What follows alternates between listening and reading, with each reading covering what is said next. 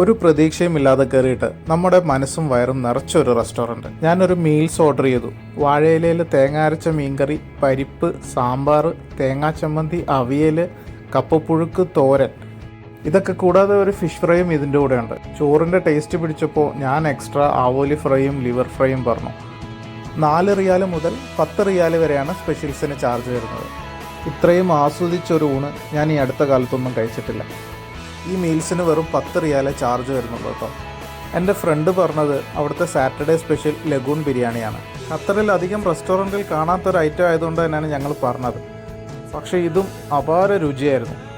ചിക്കനൊക്കെ വെന്തടിഞ്ഞ് ഒരു രക്ഷയില്ലായിരുന്നു. ഇതൊക്കെ കഴിച്ച് സംഭാരം കുടിക്കാൻ മറക്കല്ലേ.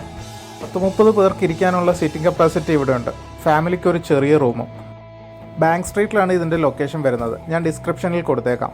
ഇവർക്ക് നേരെ ഓപ്പോസിറ്റായിട്ട് മൗസലാത്തിൻ്റെ പാർക്കിങ്ങുമുണ്ട്. ഇവരുടെ സ്പെഷ്യൽസിൻ്റെ ലിസ്റ്റ് ഞാൻ കൊടുക്കുന്നുണ്ട്. നിങ്ങൾ എന്തായാലും ചെക്കൗട്ട് ചെയ്ത് നോക്കുക.